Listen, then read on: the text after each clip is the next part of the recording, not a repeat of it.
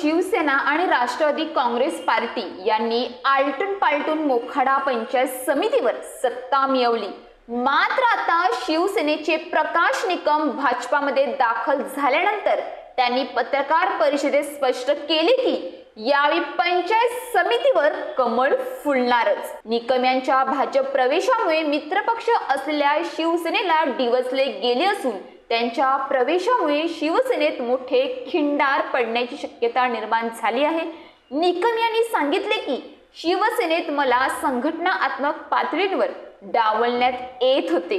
माझे फोटो बॅनरवर न लावणे, भाषणे कापणे यावेळी मी नाराज होतो। विधानसभा निवडणुकीत त्यांनी जिजाऊ पक्षातून उमेदवारी घेतली पण विश्वासघात झाला असेही ते म्हणाले। शिंदे गटात दुय्यम वागणूक मिळाल्याने त्यांनी भाजपाचा हात धरला। भाजप प्रदेशाध्यक्ष रवींद्र चव्हाण यांनी पराभवानंतर विचारपूस केली, त्यामुळे भाजप जवळचा वाटला असे निकम म्हणाले। निकम यांच्या म्हणण्यानुसार त्यांच्या प्रवेशामुळे भाजपात कोणतीही गट निर्माण होणार नाहीत। काम करणाऱ्यांचा सन्मान करणारा पक्ष म्हणजे भाजप असेही त्यांनी ठामपणे सांगितले। News police reporter Dnyaneshwar Palve, Mokhada. मी परवा भारतीय जनता पार्टी या पक्षात प्रवेश केला आणि त्या दिवसापासून भारतीय जनता पार्टीचा कार्यकर्ता म्हणून काम करतोय। प्रवेश करण्याचं कारण मी गेल्या 2000 पासून सक्रिय राजकारणात आहे। पहिला ग्रामपंचायत सदस्य, पंचायत समिती सदस्य, सभापती, माझ्या सौभाग्यवती सभापती, जिल्हा परिषद सदस्य, विधानसभेची उमेदवारी। शिवसेना या पक्षात काम करत असताना मला शिवसेनेने भरभरून दिलेलं आहे। मला कुठेही कमी केलं नाही। मी आमचे मित्र पहिल्यांदाच जिल्हा प्रमुख कुंदन सखे यांनी जी बाईट दिली त्यांना सांगू इच्छितो की पक्षाने माझ्यावर अन्याय केलेला नाही। पक्षाने मला खूप दिलं, जेवढं काम केलं त्याच्या डबल दिलं। मी तत्कालीन शिवसेनेत असताना आदरणीय उद्धवजी असतील, तत्कालीन सर्व जिल्हा प्रमुख असतील यांनी माझ्यावर विश्वास दाखवून मी 2दा सभापती या तालुक्यात झालो, 3दा सभापती माझ्या सौभाग्यवती झाल्या। 25 वर्ष या पंचायत समितीवर भगवा फडकवला। मी 2दा जिल्हा परिषद सदस्य झालो, माझ्या सौभाग्यवती जिल्हा परिषद सदस्य झाला आणि एक इतिहाससुद्धा अशा प्रकारचा रचला गेला की आम्ही या पालघर जिल्ह्यातले आणि पहिले असे पती पत्नी आहोत का ते पंचायत समितीमध्ये सुद्धा एकत्र निवडून गेलो आणि जिल्हा परिषदमध्ये सुद्धा एकत्र निवडून गेलो। पक्षाने एवढं खूप दिलं। मी पक्षावर बिलकुल नाराज नाही, मी पक्षाचं ऋणसुद्धा फेडू शकत नाही। आदरणीय एकनाथजी शिंदे साहेब हे ज्यावेळेस 2 शिवसेना झाल्या, ज्यावेळेस साहेबांनी बंड केला त्यावेळेस साहेबांनी माझ्यावर विश्वास दाखवून या जिल्ह्याची धुरा माझ्या हातात दिली आणि मी प्रचंड काम केलं, हे तुम्ही सुद्धा बघितलं। म्हणजे पक्ष पार्टी हे प्रत्येक गावागावात पोहोचण्याचा प्रयत्न केला, परंतु काही असे लोक असतात की त्यांना ते मान्य होत नाही आणि आमच्याच पक्षात लोक काही होते, परंतु तरीसुद्धा मी माझं काम करत राहिलो, मी पुढे जात राहिलो। कोणी टीका केली, कोणी आमच्या पक्षावाल्यांनी पण भरपूर टीका केली। तत्कालीन काही पदाधिकारी होते, काही घटनात्मक पदावर होते, त्यांनीसुद्धा माझ्यावर खूप हे केलं, अगदी विधानसभेपर्यंत एलियू करण्याचा प्रयत्न केला, परंतु मी कधी खचलो नाही। त्याचं कारण असं आहे का इथला कार्यकर्ता, इथला आदिवासी माणूस याच्याबरोबर मी जोडले गेलेलो आहे आणि हे करत असताना 2014ला मी अगदी कमी मतांनी पराभव झाला। मी तुम्हाला थोडी पार्श्वभूमी सांगितली। हा सगळा पुढे जात असताना दरम्यानच्या काळात या जिल्ह्याचे पालकमंत्री आदरणीय रवींद्र चव्हाण साहेब हे पालकमंत्री झाले आणि त्यांचे चांगले ऋणानुबंध माझे निर्माण झाले आणि एक चांगला मित्र मला मिळाला। त्यांनी सुद्धा खूप मला सहकार्य केलं। या जिल्ह्यासाठी त्यांनी भरीव असा निधी दिला, खूप कामं दिली, कार्यकर्त्यांच्या पाठीवर थाप मारणारा असा नेता आणि मी एक मैत्री केली आणि या मैत्रीचं रूपांतर नंतर अशा सोशल मीडिया गावागावात चर्चा झाल्या का निकम साहेब आता भारतीय जनता पार्टीमध्ये जाणार आणि त्याच काळात त्यांनी मला म्हणजे अगदी सगळ्यांना माहीत होतं की खासदारकीचं तिकीट मला भेटणार, परंतु भारतीय जनता पार्टी आणि महायुतीने सौरासाहेबांना तिकीट दिलं आणि सौरासाहेबांच्या प्रचारासाठी मी जीवाचं रान करून प्रचंड असा प्रचार केला। स्टार प्रचारक म्हणून मी काम केलं, गावागावात जाऊन भाषणं केली, गाव पाडा खेडा सगळीकडे प्रचार करून लोकसभेमध्ये महायुतीचा एक चांगला खासदार निवडला. त्यानंतर विधानसभेच्या निवडणुकीमध्ये प्रकाश निकमला विधानसभेची उमेदवारी मिळेल आणि ते खरं होतं, मला उमेदवारी मिळणार होती. काय कारण झालं, काय माशी शिंकली. ज्या पद्धतीने राजेंद्रजी गावित साहेब किंवा विलाजी तरे असतील हे भारतीय जनता पार्टीमध्ये असताना त्यांना शिवसेनेत घेतलं गेलं आणि त्यांना तिकीट दिलं गेलं आणि त्यावेळेस जर मला दिलं गेलं असतं तर मला वाटतं की मला सुद्धा न्याय मिळाला असता आणि ती अपेक्षा होती. पण काय कोणाला मान्य नसेल मला माहीत नाही. आणि त्याच काळात सर्वच कार्यकर्त्यांनी मला सांगितलं का साहेब आपल्याला पण लढायचं, आपण अपक्ष लढू. आणि त्या पद्धतीने आम्ही अपक्ष लढलो. अपक्षाची तयारी केली, खूप मोठे मेळावे घेतले. अपक्ष लढण्याच्या तयारीत असतानाच काही अदृश्य शक्तीने काही लोकांनी सांगितलं का नाही तुम्ही जिजाऊचा पाठिंबा घ्या.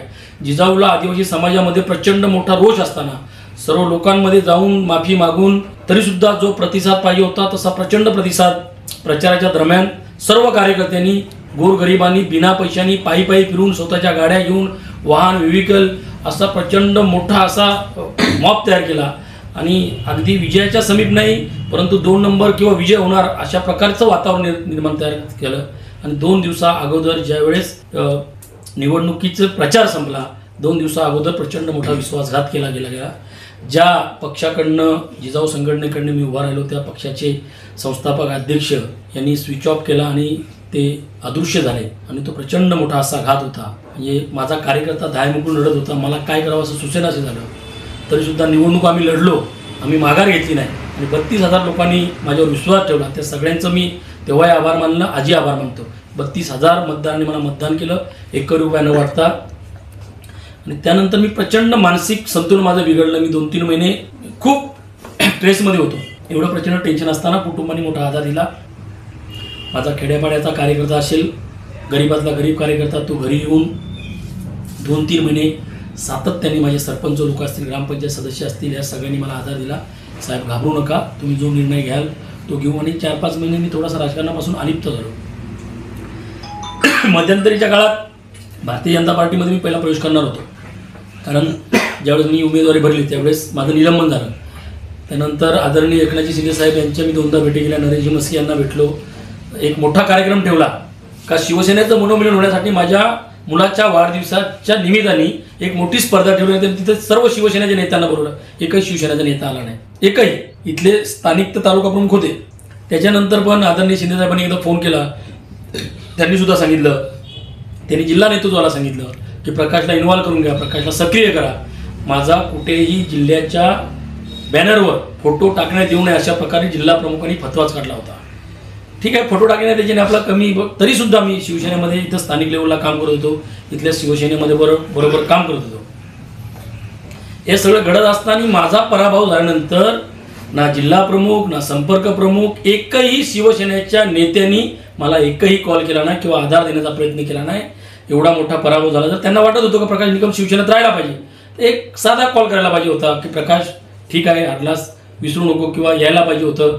संघटनेला गरज असते. ज्याप्रमाणे भारतीय जनता पार्टी असेल, राष्ट्रवादी असेल, त्यांच्यातले जे बंडखोर होते, पराभव झाला, जे बंडखोरांना ताबडतोब त्या पक्षाने जवळ बोलून त्यांना मानाने सन्मानाने परत पक्षात घेतलं. अशा प्रकारचं माझ्याबरोबर कुठले काही गेले नाही. तरी शिवसेनेतून प्रामाणिकपणे काम करत होतो.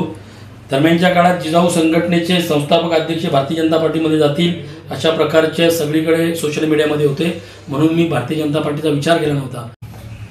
हे सगळं घडत असताना माझा पराभव झाल्यानंतर ना जिल्हा प्रमुख ना संपर्क प्रमुख एकही शिवसेनेच्या नेत्यांनी मला एकही कॉल केला नाही किंवा आधार देण्याचा प्रयत्न केला नाही. एवढा मोठा पराभव झाला. तर त्यांना वाटत होतं की प्रकाश निकम शिवसेनेत राहायला पाहिजे, तर एक साधा कॉल करायला पाहिजे होता की प्रकाश ठीक आहे, हरलास विसरू नको किंवा यायला पाहिजे होतं. संघटनेला गरज असते. ज्याप्रमाणे भारतीय जनता पार्टी असेल, राष्ट्रवादी असेल, त्यांच्यातले जे बंडखोर होते, पराभव झाला, जे बंडखोरांना ताबडतोब त्या पक्षाने जवळ बोलून त्यांना मानाने सन्मानाने परत पक्षात घेतलं. अशा प्रकारचं माझ्याबरोबर कुठले काही गेले नाही. तरी शिवसेनेतून प्रामाणिकपणे काम करत होतो. दरम्यानच्या काळात जिजाऊ संघटनेचे संस्थापक अध्यक्ष भारतीय जनता पार्टीमध्ये जातील अशा प्रकारचे सगळीकडे सोशल मीडियामध्ये होते, म्हणून मी भारतीय जनता पार्टीचा विचार केला नव्हता. त्यानंतर ज्या माणसाने माझा विश्वासघात केला तोच माणूस जर माझ्या पक्षात आल्यानंतर मी त्याच्याबरोबर काम करणं मला कदापि शक्य नाही.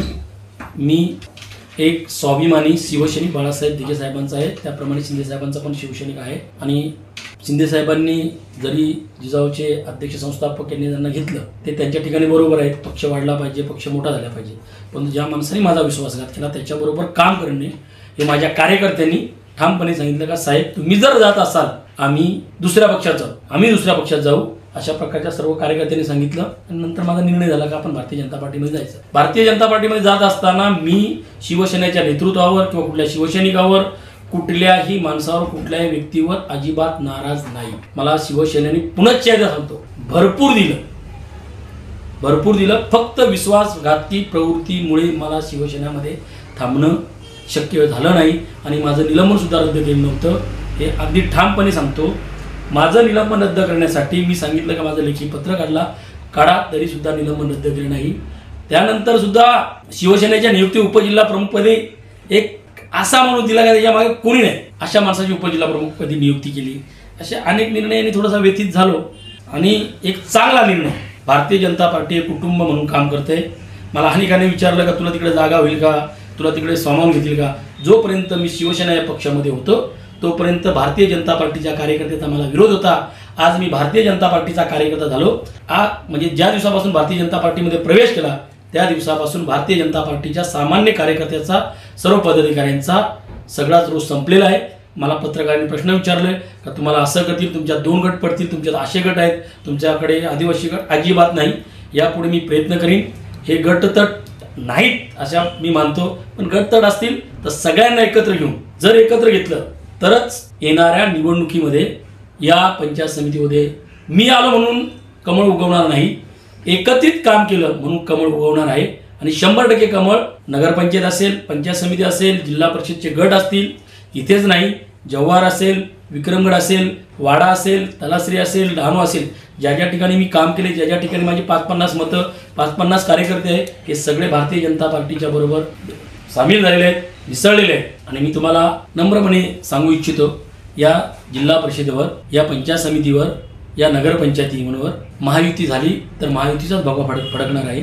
शेवटी युती करणारे हे राज्यस्तरावर असतील. युती झाली तर 100% 57 पैकी 50 सीट या महायुतीच्या येतील. महायुती झाली तर सोबळावर लढले तर आमच्या जिल्ह्याचं नेतृत्व, आमच्या राज्याचं नेतृत्व जो निर्णय घेतील. परंतु भारतीय जनता पार्टीचा कार्यकर्ता म्हणून भारतीय जनता पार्टीचे कमळ गावागावात पोहोचवणे, गावागावात बांधावर, शेतावर, अगदी खेड्यापाड्यात, गावपाड्यावर हे पोहोचलं पाहिजे. हा मी प्रामाणिक प्रयत्न करेन. मला भारतीय जनता पार्टीमध्ये मी कुठल्याही प्रकारचा शब्द घेतलेला नाही. मगाशी बऱ्याच जणांनी प्रश्न विचारले. भारतीय जनता पार्टीमध्ये जो मेहनत करतो, जो काम करतो त्याला न्याय मिळतो हे मी डोळ्याने बघितलेले आहे. त्यामुळे जर मी काम केलं तरच मला न्याय मिळेल. आणि मी भारतीय जनता पार्टीमध्ये प्रवेश केला आणि मी घरात बसलो तर मला न्याय मिळणार नाही. त्यामुळे ज्या पद्धतीने शिवसेनेमध्ये काम केलं त्याच्या दुपटीने किंबहुना त्याच्या चौपटीने मी भारतीय जनता पार्टीचा कार्यकर्ता म्हणून जी माझ्यावर जबाबदारी दिली जाईल ती मी प्रामाणिकपणे पार पाडेन. आणि सर्व आत्ता जे नवीन जुना हा वाद भारतीय जनता पार्टीमध्ये राहणार नाही असं मी नम्रपणे जिल्हा नेतृत्वाला, आमदार महोदय, खासदार महोदय, जो भारतीय जनता पार्टीमध्ये आला तो नवा की जुना हा वाद असू नये. आणि जे काही सांगतात का मगाशी आमचे मित्र वामन यांनी विचारलं का आदिवासी गट, ओबीसी गट, हे गट, बिलकुल नाही. भारतीय जनता पार्टी ही कुटुंबाची संकल्पना आहे. कुटुंब म्हणून काम करते. राष्ट्र प्रथम, त्याच्यानंतर कुटुंबाची एक चांगली कुटुंबासारखे राहतात. त्यामुळे भारतीय जनता पार्टीमध्ये पक्षामध्ये थोडेसे वादविवाद असतात, सगळ्याच पक्षामध्ये वादविवाद असतात, कुठलाही गटतट नाही, सगळे एकत्रितने. परत एकदा सांगतो, तुम्हाला वाटेल का हा गट राहील, जुना नवा हा वाद भारतीय जनता पार्टीमध्ये नाही. कुटुंब ही संकल्पना भारतीय जनता पार्टीची आहे. त्या कुटुंबात आम्ही सगळे गुण्यागोविंदांनी नांदू. जे कोणी असतील त्यांना पण नम्रपणे सांगतो 100% पालघर जिल्हा परिषद असेल, मोखाडा नगरपंचायत असेल, पंचायत समिती असेल, जव्हार असेल, वाडा असेल, इथे महायुतीचीच सत्ता येईल. महायुती झाली तर महायुतीची सत्ता येईल अशा प्रकारचा ठामपणे आपल्या माध्यमातून सर्व जनतेला आवाहन करतो. साहेब, ज्या दिवशी तुमचा प्रवेश झाला त्या दिवशी आपल्या तुमच्या जे कार्यकर्ते सरपंच किती गावातले लोक त्यात इन्व्हॉल्व झाले? थोडक्यात 42 सरपंच जिल्ह्यातले, 54 सरपंच, 145 ग्रामपंचायत सदस्य, 8 जिल्हा परिषद सदस्य, अनेक चांगले चांगले मान्यवर त्याच्यामध्ये असतील. आमच्या नम साहेबांचे सुपुत्र, उजळा साहेबांचे सुपुत्र, माजी आमदार यांचे सुपुत्र, बरेचशा मोठ्या प्रमाणात पालघरचे एक चांगलं नेतृत्व असणार घनश्याम मोरे बाबले म्हणून जे 2दा जिल्हा परिषद शिरगाव ग्रामपंचायत सरपंच आहेत. आमचे मित्र कमलाकर दळवी असतील, सरावलीच्या पौर्णिमा धोडे असतील, सरावलीच्या आनंद धोडे असतील, या सगळ्यांनी जिल्ह्याचे जिल्हाध्यक्ष भरतभाई राजपूत आणि राज्याचे प्रदेशाध्यक्ष आदरणीय रवींद्रजी चव्हाण साहेब यांच्या नेतृत्वावर विश्वास ठेवून खूप मोठ्या प्रमाणात प्रवेश केलेले आहेत. आमचे रिकी रत्नाकर असतील विक्रमगडचे, आमचे युवाचे ते माजी अध्यक्ष होते, त्यांनीसुद्धा 4 सरपंच, कमीत कमी 32 ग्रामपंचायत सदस्य यांच्या समेत, आमच्या जव्हारचे चंद्रकांत दादा असतील माजी सभापती, कमलाकर भोरे असतील माजी सभापती, उपनगराध्यक्ष आमचे धनंजय खेडकर असतील, यांनी इथे मोखाड्यामध्ये आशाचे उपसरपंच, आशाची बॉडी, बेरिस्त्याचे काही लोक, निर्मातीचे सरपंच, निर्माती दांडवळचे सरपंच, पोशेऱ्याचे उपसरपंच, संपूर्ण बॉडी, आमचे सरपंच संघटनेचे जे हरियाणी काम करतात ते प्रकाशजी भोंडवा असतील, त्यांची संपूर्ण बॉडी, संपूर्ण गाव म्हणजे अख्खी ग्रामपंचायत, संपूर्ण ग्रामपंचायत, एकही माणूस त्या तिकडे ठेवला नाही. वाशाळ्याचे कार्यकर्ते असतील, शिवलीचे सरपंच असतील, कोशिमचे सरपंच असतील, खोदचे उपसरपंच असतील, खोदची बॉडी असेल, शिरसगावचे सरपंच, शिरसगावची बॉडी, आडोशी शिरसगाव, बोटोची सरपंच, सूर्यमाळचे आता काही लोक प्रवेश करतील, म्हणजे खोडाळा विभागातले बरेचसे लोक असतील. आत्ता येत्या काही दिवसात एक मोठा प्रवेशाचा कार्यक्रम जिल्ह्याच्या ठिकाणी होईल. त्या ठिकाणी जे राहिलेले लोक आहेत त्यांचा प्रवेश होईल. थँक्यू.